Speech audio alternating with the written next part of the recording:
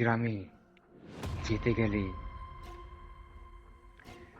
সামনে পড়ে প্রকাণ্ড একটা মাঠ। সেই মাঠের বুক চিরে চলে গেছে একটা সরু পিচের রাস্তা। সেই গ্রামে ঢোকার ওই একটাই পথ। গ্রামে ঢুকতে গেলে ওই রাস্তা ছাড়া কোনো উপায় নেই। চারিদিক শুনশান, রাত বাড়ছে, শীতের রাত। আর শীতকালে রাত একটু গভীর হতেই চতুর্দিক শুনশান হয়ে যায়। চারিদিক কুয়াশায় আচ্ছন্ন হয়ে আছে। রাত বাড়ার সঙ্গে সঙ্গে পাল্লা দিয়ে বাড়ছে শীতের হিমেল হাওয়া। প্রকৃতি যেন কুয়াশার চাদর মুড়ি দিয়ে বসে কার জন্যে অপেক্ষা করছে। রাত যত বাড়ছে তত অন্ধকারও বাড়ছে, এবং এই অন্ধকারেই তো হয়ে যায় বিভিন্ন রকম অলৌকিক ঘটনা। ফিয়ার ব্লগ অনুভবে সেরা।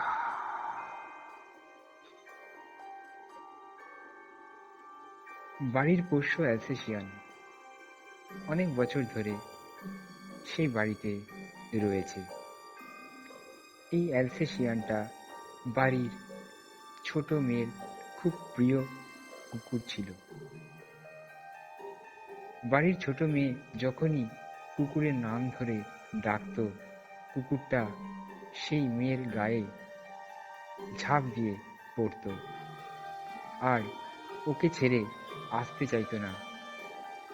এবং ছোট মেয়েটারও কুকুরটাকে নিয়ে অনেক রকম খেলাধুলা করত। কিন্তু বর্তমানে বেশ কিছুদিন ধরে দেখা যাচ্ছে কুকুরটা ছোট মেয়ের কাছে যেতে চায় না। ওকে দেখলেই যেন ভয়ে কুঁকড়ে যায় এবং অন্যরকম সুরে ডাকতে থাকে। এবং ছোট মেয়েটাও কুকুরটাকে দেখলে সরে যায় অনেকটা দূরে, খালি বলে, ওকে সরাও, ওকে এখান থেকে সরাও, আমি ওকে পছন্দ করছি না, ওকে আমার ভাল লাগছে না, ভয় লাগছে, ও আমার সামনে আসলেই আমাকে কামড়ে দিতে পারে। এরকম ভাবে চলতে লাগলো। বাড়ির লোক কিছুই বুঝতে পারছে না যে কেন এরকম করছে। এই সময় ওর দিদি জামাইবাবু আসলো। দিদি ওর খুব প্রাণের দিদির মতন ছিল, যেন এক আত্মা এক প্রাণ। কিন্তু দিদি জামাইবাবুর সঙ্গেও ও ভালো মতন কথা বলতে চাইছে না। সবাই একটু চিন্তিত যে কেন এরকম করছে। নমস্কার বন্ধুরা, ফিয়ার ব্লকে স্বাগত। আমি রূপম চক্রবর্তী, সঙ্গে সাউন্ডে আছে সমীরণ রয়। এখানে বলে রাখি, আমাদের কাছে ঘটনা পাঠাতে গেলে কিভাবে পাঠাতে হবে। আমাদের মেল আইডি রয়েছে saptorshi699@gmail.com। আমাদের হোয়াটসঅ্যাপ নম্বর রয়েছে 9635493476। আপনারা ভিডিওতেও আমাদেরকে ঘটনা পাঠাতে পারেন, সেগুলো আমরা আমাদের ফিয়ার ব্লকের ফ্যামিলির সঙ্গে শেয়ার করব। আমাদের ফেসবুক পেজও রয়েছে, ফিয়ার ব্লগ লিখলেই আপনারা আমাদের সঙ্গে যোগাযোগ করতে পারেন। আপনাদের জীবনে ঘটে যাওয়া সত্যি ঘটনা লিখে ফেসবুক পেজেও আপনারা পাঠিয়ে দিতে পারেন। আমরা আপনাদের ঘটনা চ্যানেলে বলবো।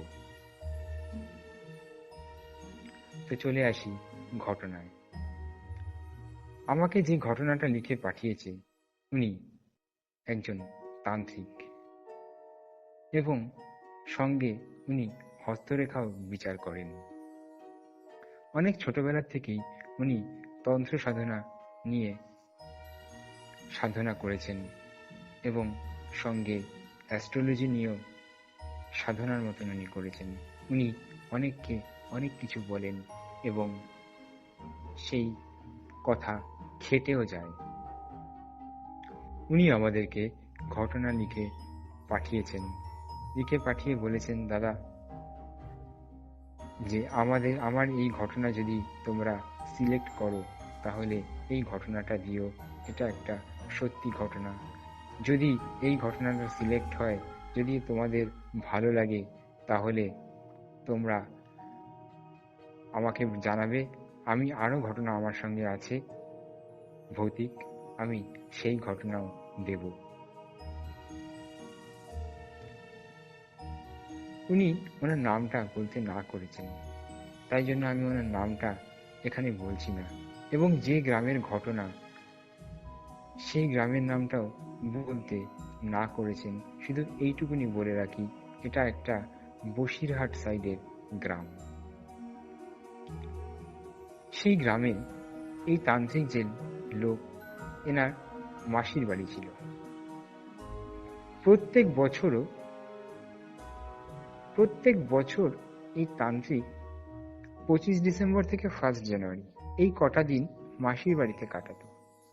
এখন মাসি নেই, কাজে এখন আর যায় না, কিন্তু আগের যখনকার সময়ের এই ঘটনাটা তখনকার সময়ের কথা। তা সেই বছরও উনি মাসির বাড়িতে গেছেন 25শে ডিসেম্বর সকালবেলা গিয়ে মাসির বাড়ি পৌঁছেছেন। মাসির বাড়ির পাশেই একটা চায়ের দোকান ছিল। যে চায়ের দোকানটা মাসির বাড়ির জায়গাতেই ওর এক বন্ধু ছিল, সেই বন্ধুর। ও মাসির বাড়িতে গেলেই ওই চায়ের দোকানে বসে ওই ছেলেটার সঙ্গে আড্ডা মারতো, চা ফা খেত। 25 ডিসেম্বর মাসির বাড়িতে গিয়েই ও বলল, মাসি, আমি একটু ওই তনারের দোকান থেকে ঘুরে আসছি, চা ফা খেয়ে আসি। এসে বসে গল্প করছে, হাসি ঠাট্টা করছে, তন্ত্র সাধনা নিয়ে কথা বলছে।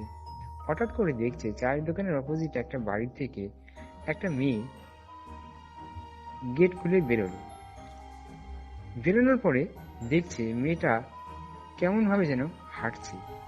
স্বাভাবিক মানুষ যেভাবে হাঁটে ঠিক সেইভাবে না, পাটা মাটিতে ফেলছে, কিন্তু দুটো পাই কেমন মুড়িয়ে দিচ্ছে, আর অদ্ভুত চোখে তাকাচ্ছে চতুর্দিকে।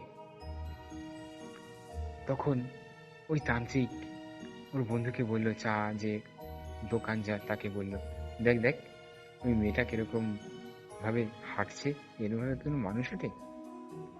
তখন ওই ছেলেটা বলে উঠলো, চায়ের দোকান যার, সে বলল, ছাড়তে ছাড়, ও পাগল হয়ে গেছে, আগে ভালো ছিল, এখন পাগল, পুরো পাগল, নয়তো এরকম ভাবে কেউ হাঁটে আর এভাবে কেউ তাকায়? তখন ওই তান্ত্রিক বলল, না ভাই, আমার মনে হয় না পাগল, আমার মনে হচ্ছে অন্য কোনো ব্যাপার আছে, পাগল হলে এরকম ভাবে তাকাবে না। তখন ওর বন্ধুটা বললো, তান্ত্রিকের যে বন্ধু বলল, আরে ছাড় ছাড় পাগল, তুই তন্ত্র সাধনা করিস, তান্ত্রিক তুই, তোর খালি ওই ভূত প্রেত নিয়েই তোর খালি মনে হয় যেন একে ভূতে ধরেছে, কিছু অন্যরকম দেখলেই ভাবিস ভূতে ধরেছে, ছাড় ছাড় ছাড়। তো ওই কথা আর কোনো উত্তর না দিয়ে সেদিন রাত গেল। পরদিন সকালবেলা ও মাঠে গিয়ে বসেছে, কিছু বাচ্চারা সেই মাঠে ক্রিকেট খেলছিল।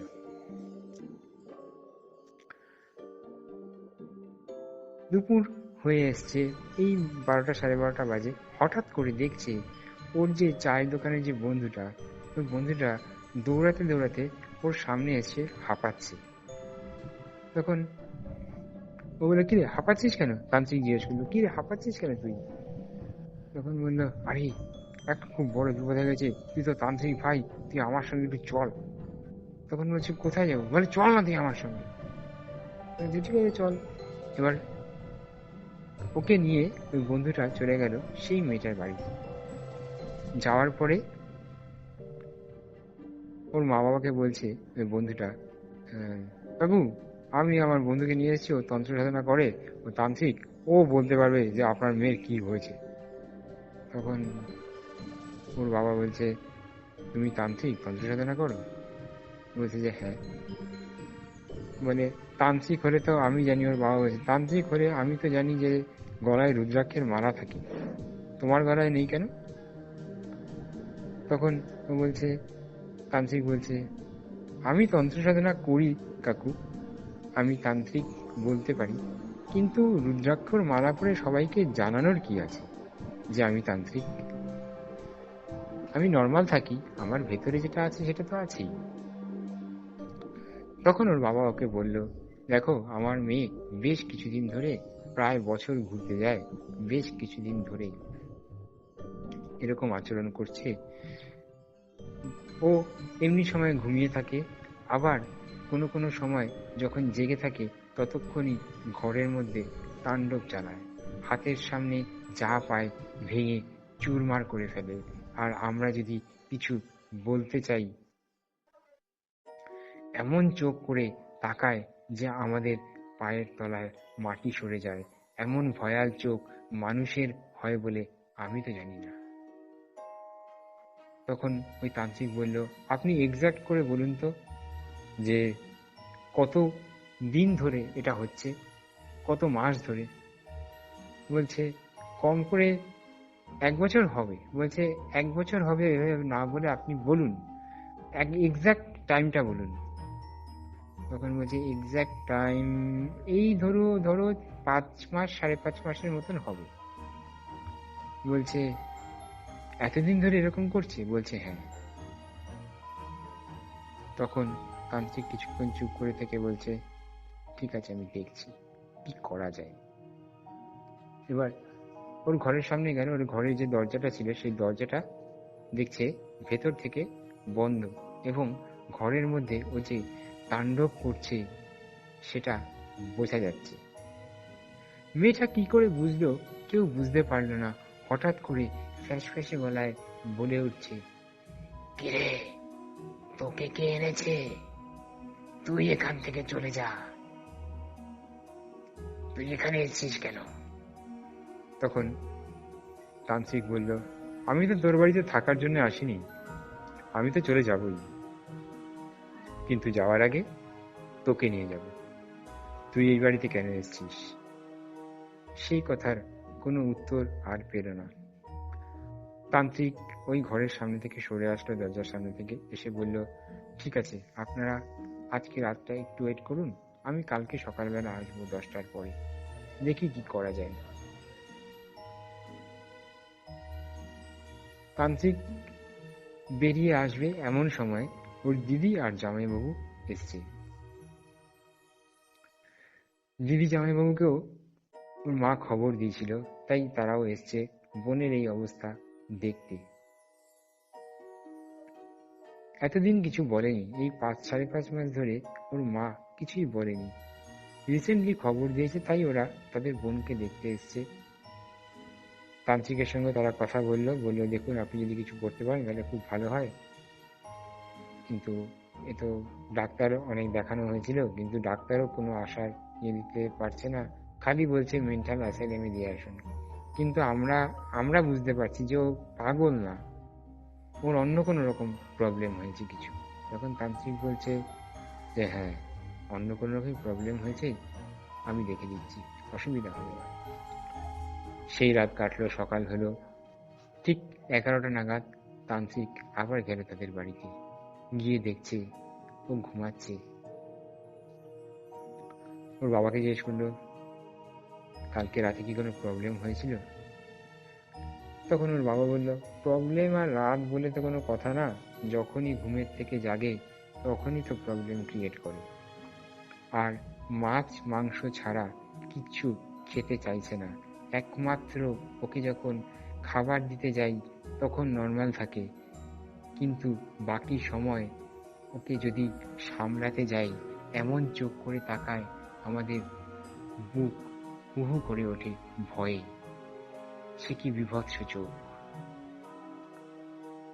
এবার তান্ত্রিক দিদি জামাইবাবুর মধ্যে জামাইবাবুকে বলল, আপনি একটা কাজ করুন, আপনি একটা মোটা দড়ি নিয়ে আসুন, আর ওর চা যে বানায়, চায়ের দোকানদার বন্ধু ওকে বলল, তুই আমার সঙ্গে আয়।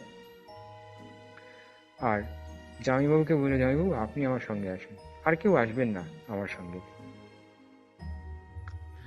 জামাইবাবু দড়ি নিয়ে ঘরে ঢুকলো, ঢুকে বলল, এই দড়ি দিয়ে আপনি কি করবেন? তখন তান্ত্রিক বলল,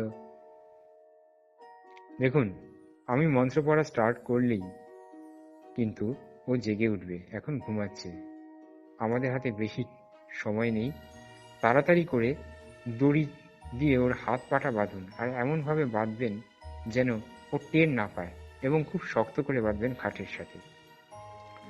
জামাইবাবু তান্ত্রিকের কথা অনুযায়ী সেইভাবে আস্তে করে বেঁধে দিলেন খাটের সাথে, যাতে ও চট করে দড়ি ছাড়াতে না পারে। কারণ যখন মন্ত্র পড়বে, সেই মন্ত্র বন্ধ করার জন্য কিন্তু প্রবলেম ক্রিয়েট হতে পারে। তান্ত্রিক বলল, আপনারা দুজন একটু ডিস্টেন্স মেনটেন করুন, কারণ অনেক কিছু হতে পারে, আপনারা ডিস্টেন্স মেনটেন করে চুপ করে দাঁড়িয়ে থাকুন। তান্ত্রিক খাটের পাশে বসলো, বসে ওর দুটো পায়ের গোড়ালি দুটো ধরলো শক্ত করে চেপে, ধরে মন্ত্র পড়া স্টার্ট করলো। মন্ত্র পড়ার 3-4 মিনিটের মধ্যেই ও চোখ দুটো খুললো, চোখ দুটো দিয়ে যেন আগুন ঠিকরাচ্ছে, সে কি বিভৎস চাহনি। তান্ত্রিকেরই ভয় লাগতে আরম্ভ করলো যে এ কি চাহনি। তাও তান্ত্রিক নিজেকে সামলে বলল, তুই এখানে কেন এসছিস? তুই এই দেহে কেন এসছিস? ও তোর কি ক্ষতি করেছে? তখন ফ্যাসফ্যাসে গলায় বলে উঠল, সেই কৈফিয়ত কি আমি তোকে দেব? তান্ত্রিক বলল, অবশ্যই দিতে হবে, তুই এই দেহ ছেড়ে চলে যা। তখন ও আবার ফ্যাসফ্যাসে গলায় বলে উঠল, যাব না, কি করবি করে নে। তান্ত্রিক আবারও বলল, তুই যাবি কিনা বল, তুই যদি না যাস আমি যা তোর সঙ্গে করব তুই চিন্তাও করতে পারছিস না। তখন মেয়েটা খিলখিলিয়ে হেসে উঠল, হেসে উঠে বলল, আমি নয় চলে গেলাম, কিন্তু আমার সঙ্গে আরো 3 জন আছে, তারা তো ছাড়বে না। তাদেরকে কি করবি? তাদেরকে কি করে তুই আটকাবি? মেয়েটার শরীর ছেড়ে দিলেও আমি এই বাড়ি ছাড়বো না। আমি এই বাড়ির যে কোনো কাউকে আমি কিন্তু তার উপর ভর করব, যে কোনো কারোর উপরে। তখন তান্ত্রিক বলল, তুই এরকম কিছু করবি না, তুই মেয়েটার শরীর ছেড়ে চলে যা। আর 3 জন জিনের কথা বলছিস, তাদের ব্যবস্থা আমি করব, আমার উপর ছেড়ে দে, তাদের চিন্তা তোর করতে হবে না।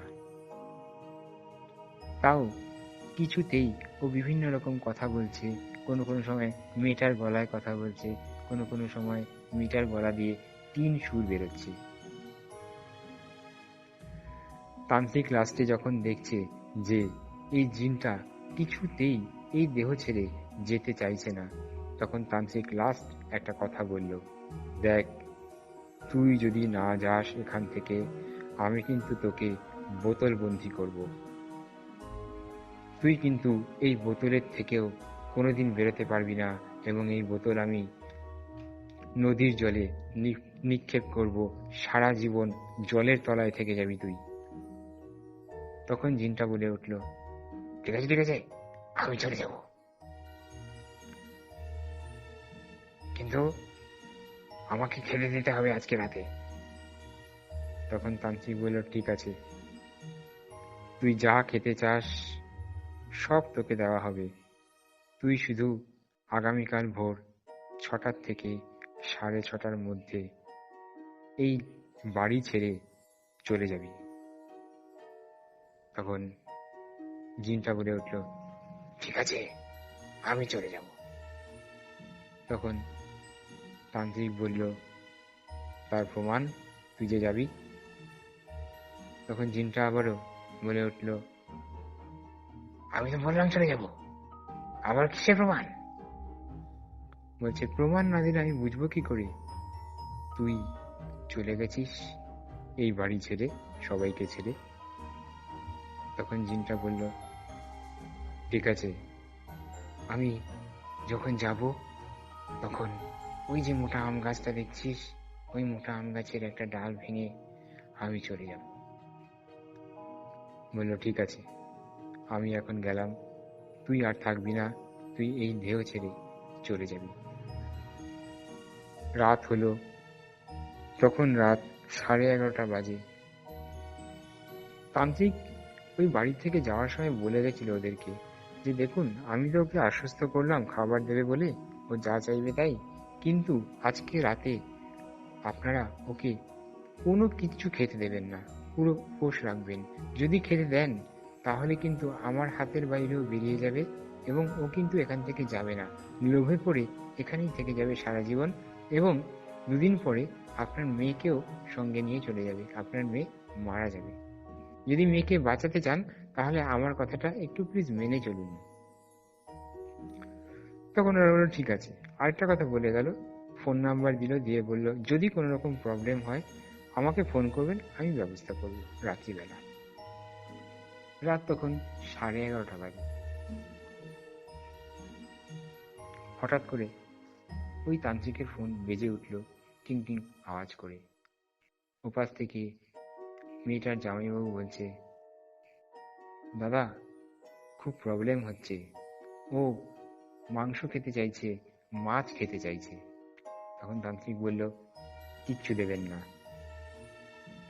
যা খুশি চাক, আপনারা কিচ্ছু খেতে দেবেন না, ও কিন্তু লোভে পড়ে আর যাবে না। তা সেই মতো কিচ্ছু খেতে দেয়নি, ওরা সারা রাত জেগে বসেছিল। হঠাৎ করে দেখলো মেয়েটা ওই 6টা থেকে 6:30টার মধ্যে অজ্ঞান হয়ে খাটের মধ্যে পড়ে গেল, এবং কয়েক সেকেন্ড পরই দেখলো ওই আম গাছের একটা মোটা ডাল, যে ডালটার কথা বলেছিল, সেই ডালটা মরমর করে ভেঙে পড়ে গেল রাস্তার উপর। তখন ওরা বুঝলো যে জিনটা চলে গেছে। তান্ত্রিককে জানালো যে হ্যাঁ দাদা, ও চলে গেছে, কিন্তু একটা কথা বলে গেছে যাওয়ার আগে। বলছে কি বলেছে? এখানে একটু বলি আপনাদেরকে, যে ওই যে জামাইবাবু, ওই জামাইবাবুর একটা বড় ভেরি ছিল মাছের, সেখান থেকে প্রচুর মাছ ও চাষ করতো এবং প্রচুর টাকা ইনকাম করতো সেই ভেরির থেকে। জিনটা যখন যায় তখন বলে গেছে, আমি সবই বুঝেছি, এই তান্ত্রিককে কে এনেছে? তুই এনেছিস না? ওর জামাইবাবুর নাম ধরে বলল। জিনটা ভেবেছিল যে এই তান্ত্রিককে বোধহয় ওর জামাইবাবুরা নিয়ে এসছে, কারণ তান্ত্রিক যেদিন এসেছিল ওর দিদি জামাইবাবু ঠিক সেই দিনই এসেছিল ওদের বাড়িতে। তাই এটা ভাবাটা স্বাভাবিক। একটা কথা বলে গেল, তুই মাছের ব্যবসা করিস, তোর মাছ আমি নিঃশেষ করব। এরপর বেশ কিছুদিন কেটে গেছে, প্রায় 2 থেকে 2.5 মাস কেটে গেছে। ওরাও আর তান্ত্রিককে কোনো খোঁজ খবর দেয়নি বা কিছু বলেনি।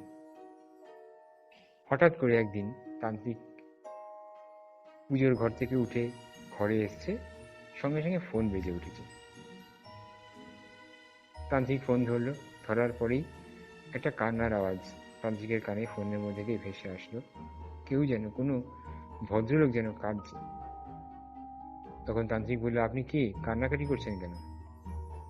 তখন ভদ্রলোক বলল, দাদা আমার সর্বনাশ হয়ে গেছে, আপনি আমাকে বাঁচান।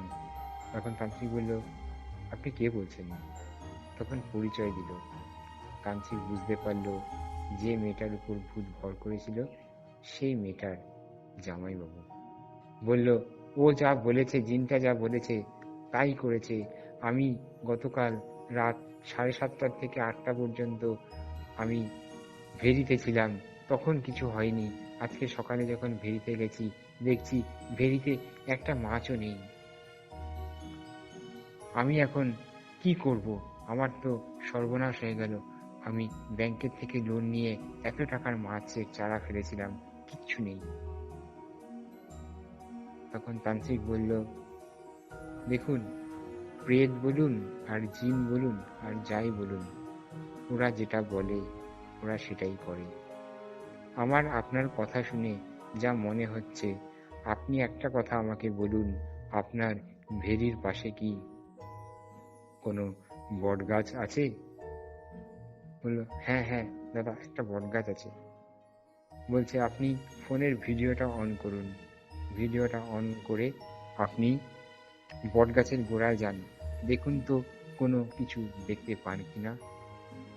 ওরা বট গাছের তলায় গিয়ে আটকে উঠল স্তূপাকৃতি মাছের অংশ, মানে মাছের ভেতরের শিরদাঁড়ার কাটা এবং মাছের মাথা, আর কিচ্ছু না, স্তূপাকৃতি ভাবে পড়ে আছে। তান্ত্রিকও সেই ভিডিওতে সেই জিনিস দেখে একটু তাজ্জব হয়ে গেল। বলল, ঠিক আছে, আপনার অ্যাড্রেসটা বলুন, আমি যাব, গিয়ে দেখি কিছু করতে পারি কিনা। আপনি যতবার মাছ ফেলবেন ততবার একই কাণ্ড হবে, যেহেতু আপনাকে বলে গেছিল যে আপনার ব্যবসা শেষ করে দেবে। সঙ্গে সঙ্গে অ্যাড্রেস পাঠালো তাদেরকে। তান্ত্রিক ওই অ্যাড্রেসে পরদিন চলে গেলেন, গিয়ে মন্ত্র বলে ওই ভেড়িটাকে বন্ধ করে দিলেন, দিয়ে বললেন, এবার আপনি নির্বিঘ্নে মাছ চাষ করতে পারেন, আর কিছু হবে না। আর যদি কোনো রকম প্রবলেম হয় আপনি আমাকে জানাবেন, আমি সাহায্য করবো আপনাকে। তো ওই তান্ত্রিক আমাকে লিখে পাঠিয়েছে যে, রূপম, এরপর থেকে ওনারা আমাকে ফোন করেননি, আর আমিও খোঁজ নিয়ে দেখেছি যে আর কোনো প্রবলেম হচ্ছে না, একদম পিসফুলি ভাবে ওরা সবাই লাইফ বিলং করছে। তো এই ছিল আজকে আমার ঘটনা। আমি বন্ধুদেরকে বলবো, আমার প্রিয় লোকের ফ্যামিলিকে বলবো, যদি ভালো লেগে থাকে তাহলে সাবস্ক্রাইব করো, শেয়ার করো বন্ধুদের মধ্যে, লাইক করো। তোমাদের লাইক, তোমাদের শেয়ার, তোমাদের কমেন্টস আমাদের পরের গল্প শোনানোর জন্য এনার্জি জাগায়।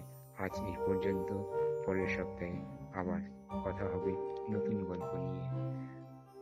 আরেকটা কথা বলে রাখছি, তোমরা অনেকেই ঘটনা শোনো কিন্তু সাবস্ক্রাইব করো না, সাবস্ক্রাইব করে দিও।